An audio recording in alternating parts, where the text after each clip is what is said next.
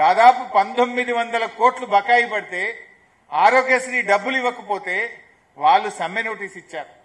అయ్యా ఎప్పుడు ఇస్తారు అని అడిగి 2 సంవత్సరాలు వేచి చూసి నోటీస్ ఇస్తే ఆసుపత్రుల మీదకి నోటీసులు, పోలీస్ దాడులు, మున్సిపల్ అధికారులు వెళ్లి వేధింపులు, విజిలెన్స్ దాడులు, నీ మెట్లు రోడ్డు మీదకి వచ్చినాయి నీ హాస్పిటల్ కూలగొడతాం, నీ ఫైర్ ఇంజిన్ అలారం పనిచేస్తలేదు నీ హాస్పిటల్ సీజ్ చేస్తాం. ఇదా బ్లాక్మెయిల్? ఒక ప్రభుత్వం నడిపే తీరిదా? కాలేజీలు ఫీజు రియంబర్స్మెంట్ అడిగితే పోలీసులను పంపిస్తావు, ఆరోగ్యశ్రీ బకాయిలు చెల్లించమంటే పోలీసుల్ని పంపిస్తావు. భట్టి గారు మీ అందరికి గుర్తు, అప్పుడు హైడ్రాస్ ప్రారంభంలో భట్టి గారు ఒక ప్రెస్ మీట్ పెట్టి పెద్ద వీడియో ప్రజెంటేషన్ ఇచ్చాడు. ఈ రాష్ట్రంలో దాదాపు 11 పెద్ద ప్రాజెక్టులు, 13,000 కోట్ల విలువ కలిగిన ప్రాజెక్టులన్నీ చెరువుల్లో కడుతున్నారు, చెరువు శిఖంలో కడుతున్నారు అని వీడియోలేసి ప్రజెంటేషన్ ఇచ్చిండు భట్టి గారు. ఇవన్నీ కూడా ఆపేయాలన్నాడు. ఎంతటి వాడైనా ఎవడైనా ఎంత పెద్దోడైనా ఎవరికైనా హైడ్రా ఒక్కటే కూల్చేస్తామన్నాడు. మరి ఇప్పుడు భట్టి గారు ప్రెస్ మీట్ పెట్టి ఏడాది అర్థమైంది. భట్టి గారు ప్రెస్ మీటు బ్లాక్మెయిల్ సెటిల్మెంటు. ఇలా 11 ప్రాజెక్టుల గురించి మళ్ళా మాట్లాడుతుండ్రా? ఆ 13,000 కోట్ల రూపాయల విలువ కలిగిన ప్రాజెక్టుల గురించి ఆనాడు Bhatti deputy CM press meet, CM settlement. ఇది బ్లాక్మెయిల్ రాజకీయం. అదేవిధంగా ఉద్యోగ సంఘాలు, వాళ్ళు రిటైర్మెంట్ అయిన ఉద్యోగులకు పెన్షన్ బెనిఫిట్స్ వస్తలేవు, డిఏలు రావడం లేదు, పిఆర్సీ రావడం లేదు. ఉద్యోగ సంఘాలు ఎక్కడన్నా నోరెత్తితే వాళ్ళ మీద ఏసీబీ దాడులు, బ్లాక్మెయిల్. ఉద్యోగ సంఘాలు ఇలా దేశంలో అత్యధిక డిఏలు పెండింగ్ లో ఉన్న రాష్ట్రం తెలంగాణ రాష్ట్రం. పిఆర్సీ ఎరియర్స్ చెల్లించని రాష్ట్రం తెలంగాణ రాష్ట్రం. రిటైర్డ్ ఉద్యోగులకు ఏళ్ల తరబడి వాళ్ళ బెనిఫిట్స్ ఇవ్వని రాష్ట్రం ఈ దేశంలో ఉందంటే అది రేవంత్ రెడ్డి రాష్ట్రం, మన పాలనలో ఉన్న తెలంగాణ రాష్ట్రం. ఈ రకంగా ఉద్యోగ సంఘాలు నోరెత్తితే ఏసీబీ దాడులు, బ్లాక్మెయిల్లు. అదేవిధంగా చివరికి ఇట్లా చెప్పుకుంటూ పోతే బ్లాక్మెయిల్ లిస్ట్ చాలా పెద్దది. చివరికి జూబ్లీహిల్స్ ఎన్నికల్లో బీఆర్ఎస్ నాయకులను బ్లాక్మెయిల్ చేస్తుండు, జూబ్లీహిల్స్ ఎన్నికల్లో ప్రజలను కూడా రేవంత్ రెడ్డి బ్లాక్మెయిల్ చేస్తుండు. Is a blackmailer.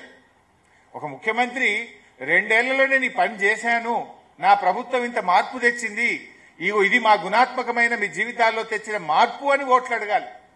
కానీ రేవంత్ రెడ్డికి చేసిందేమీ లేదు, చెప్పుకోవడానికి అంతకంటే లేదు. కనుక అదే బ్లాక్మెయిల్ మైండ్ సెట్ తో ఉన్న ఈ ముఖ్యమంత్రి ఇవాళ జూబ్లీహిల్స్ లో బీఆర్ఎస్ నాయకులను, నువ్వు బీఆర్ఎస్ నాయకులు కాంగ్రెస్ లో చేరకపోతే నీ ఇల్లు కూలగొడతాం, నీ వ్యాపారాలు దెబ్బతీస్తాం, నిన్ను ఇంకేదో చేస్తాం అని ఇవాళ బీఆర్ఎస్ కార్యకర్తల మీద, నాయకులను వేధింపులకు గురి చేసే ప్రయత్నం చేస్తున్నాడు. చివరికి ప్రజలతో కూడా ఏమంటున్నాడు, మీరు కాంగ్రెస్ కోటేయకపోతే మీ రేషన్ షాప్ బంద్ అవుతుంది, మీ పెన్షన్ బంద్ అవుతుంది. నీ అయ్యే జాగిరా, నువ్వెవరి బంద్ చేయడానికి? This is democracy. నీ ఇంట్లోకెళ్ళి ఇస్తున్నావా, నీ నాయన డబ్బులు ఇస్తున్నావా? ప్రజల సొమ్ము ప్రజలకు ఇస్తుంది, ఇది ప్రభుత్వం బాధ్యత. కానీ ఇలా ముఖ్యమంత్రి ఏంటంటే ఓటమి భయం పట్టుకున్నది, చెప్పుకోవడానికి ఏమీ లేదు. అందుకే ఇలా రేవంత్ రెడ్డి బ్లాక్మెయిల్ కు పాల్పడతా ఉన్నాడు, ప్రజలను బెదిరించే ప్రయత్నం చేస్తా ఉన్నాడు. ప్రజాస్వామ్యంలో బెదిరింపులకు తావులేదు, స్కీములు బంద్ చేస్తా అని చెప్పడానికి అవకాశం లేదు. ఇది కేవలం నీ ఓటమి భయంతో, ఫ్రస్ట్రేషన్ తో ఇవాళ ముఖ్యమంత్రి గారు బ్లాక్మెయిల్ కు పాల్పడతా ఉన్నాడు. అంటే రేవంత్ పాలన ఈజ్ ఏ బ్లాక్మెయిల్ గవర్నమెంట్. దీన్ని ప్రజలు గమనించాలని చెప్పి కూడా నేను కోరుతా ఉన్నా. ఈ బ్లాక్మెయిలర్ కు జూబ్లీహిల్స్ ప్రజలు గుణపాఠం చెప్పాలని చెప్పి కూడా నేను ఈ సందర్భంగా కోరుతా ఉన్నా.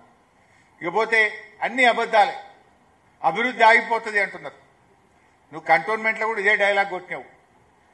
కాంగ్రెస్ గెలిస్తే 4,000 కోట్లతో అభివృద్ధి చేస్తా అన్నాడు రేవంత్ రెడ్డి గారు. చాలా విషయాలు చెప్పారు. 6,000 డబుల్ బెడ్రూమ్ ఇల్లు కడతామన్నాడు. నేను రేవంత్ రెడ్డి సవాల్ చేస్తున్నా, ఆ రోజు కంటోన్మెంట్ ఎన్నికల్లో ఇదే హౌసింగ్ మంత్రి పొంగిలేటి గారు వెళ్లి కాంగ్రెస్ గెలిస్తే 6,000 డబుల్ బెడ్రూమ్ ఇల్లు కట్టమన్నారు. ఒక్క ఇల్లు కట్టారా కంటోన్మెంట్ లో? ఎక్కడ కట్టారో చూపియండి, మేము రావడానికి సిద్ధంగా ఉన్నాం. కంటోన్మెంట్ లో మీరు ఆ రోజు 23 కోట్లతో స్పోర్ట్స్ కాంప్లెక్స్ కడతామన్నారు. ఎక్కడ కట్టారో చెప్పండి, పోదాం చూద్దాం స్పోర్ట్స్ కాంప్లెక్స్ ఎడగట్టినరో. రెగ్యులరైజేషన్ ఆఫ్ డిఫెన్స్ ల్యాండ్స్ అన్నారు. ఒక్కరికన్నా రెగ్యులరైజ్ చేసిండ్రా, పట్టా ఇచ్చిండ్రా?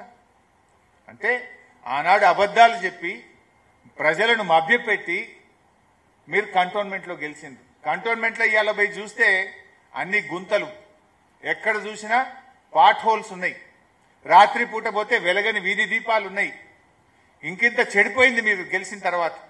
రోడ్లన్నీ గుంతలమయం, రాత్రిపూట వీధి దీపాలు వెలగని పరిస్థితి ఏర్పడ్డది.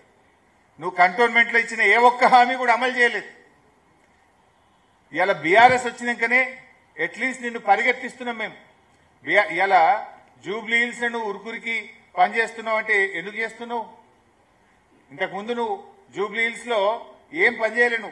ముఖ్యంగా అజరుద్దీన్ మంత్రి చేసినావు. 2 సంవత్సరాల నుంచి నువ్వు అజరుద్దీన్ మంత్రి ఎందుకు చేయలే? ఇలా నువ్వు బీఆర్ఎస్ ఒత్తిడిలో ముస్లిం మైనార్టీలకు మంత్రి పదవి వచ్చింది. బీఆర్ఎస్ ఒత్తిడిలో నేను ఎన్టీఆర్ స్టాచ్యూ పెడతా అంటున్నావు, పీజేఆర్ స్టాచ్యూ పెడతా అంటున్నావు, గిగ్ వర్కర్ల బిల్లు పెడతా అంటున్నావు. కొల్లూరులో పోయి డబుల్ బెడ్రూమ్ ఇల్లు రేషన్ షాప్ పెట్టి ఇనాగ్రేషన్ చేసి వచ్చినావు ఇమీడియట్ గా పోయి. 7 రోజులు రేవంత్ రెడ్డి ఇలా గల్లీ గల్లీ మోకాళ్ళ మీద పాదయాత్రలు చేస్తున్నాడు, గల్లీ గల్లీ తిరుగుతున్నాడు. ఎప్పుడైనా జూబ్లీ హిల్స్ ముఖం చూసినావా నువ్వు? ఇవాళ సినీ కార్మికులను, ఆ రోజు సినిమా యాక్టర్లను జైళ్లలో పెట్టిన నువ్వు ఇవాళ సినీ కార్మికుల దగ్గరికి పోయి వంగి వంగి దండాలు పెడుతున్నావు. ఇట్లా చెప్పుకుంటూ పోతే ఇవన్నీ ఎవరి వల్ల జరుగుతున్నాయి? ప్రధాన ప్రతిపక్షంగా బీఆర్ఎస్ ఒత్తిడి వల్ల, బీఆర్ఎస్ గెలుస్తుందనే భయం వల్ల ఇవాళ నీకు ఇవన్నీ జరుగుతా ఉన్నాయి. 2 సంవత్సరాలు ఇవేవి నీకెందుకు గుర్తుకు రాలే? 2 ఏళ్లలో నువ్వు మైనార్టీలకు ఎందుకు మంత్రి పదవి ఇవ్వలే? ఎన్టీఆర్ స్టాచ్యూ బీఆర్ఎస్ ఎన్నో పెట్టింది. 70 అడుగుల ఎన్టీఆర్ స్టాచ్యూను ఖమ్మంలో పెట్టాం, కూకట్పల్లిలో పెట్టాం, బాన్స్వాడలో పెట్టాం. ఎన్నో చోట్ల బీఆర్ఎస్ పార్టీ పెట్టింది. ఇవాళ రేవంత్ రెడ్డికి ఎన్టీఆర్ గుర్తొస్తుంది. మరి 2 ఏళ్లకి ఎడబైనావు నాయన? జూబ్లీ హిల్స్ ఎన్నికలు వస్తే గుర్తొచ్చింది అది నీకు. మైనార్టీలు గుర్తొస్తారు, ఎన్టీఆర్ గుర్తొస్తాడు, పీజేఆర్ గుర్తొస్తాడు. మరి ఆ పీజేఆర్ కొడుకు ఎందుకు టికెట్ ఇవ్వలేను? నువ్వే కదా పీసీసీ ప్రెసిడెంట్. నిజంగా నీకు అంత ప్రేమ ఉంటే పీజేఆర్ కొడుకు ఎందుకు టికెట్ ఇవ్వలే? ఇవాళ పీజేఆర్ మీద నీకు ప్రేమ గుర్తొస్తుందా? పీజేఆర్ కు మంత్రి పదవి ఇవ్వకపోవడం వల్ల, కాంగ్రెస్ యొక్క అరాచకం వల్ల ఆ రోజు పీజేఆర్ చనిపోయింది గుండాకి. ఇవాళ నువ్వు పీజేఆర్ మీద ప్రేమ వలకపోస్తున్నావు. కొల్లూరు డబుల్ బెడ్రూమ్లో ఒక్కనాడన్నా కేసీఆర్ కట్టిండనే నెపంతోని ఒక్కనాడు 2 ఏళ్లలో మీరు పోలే. ఇప్పుడు రోజు ఒక మంత్రి పరిగెత్తుతుండు, ఒకలేనికొగలు ఉరుకుతుండు. ఒక ఆయన పోయి దవాఖాన పెడతా అంటుండు, ఒక ఆయన పోయి రేషన్ షాపులు పెడతా అంటుండు, ఒక ఆయన పోయి నేను మున్సిపల్ చెత్త ఎత్తడానికి బండ్లు పెడతా అంటుండు, ఇంకొక ఆయన పోయి అంబులెన్స్ పెడతా అంటుండు. 2 ఏళ్ళు అడిగిపోయింది. This is all done by BRS.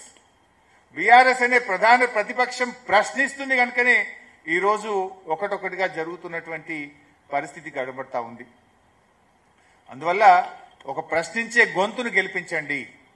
BRS party ఇలా ప్రజలకు అండగా ఉన్నది.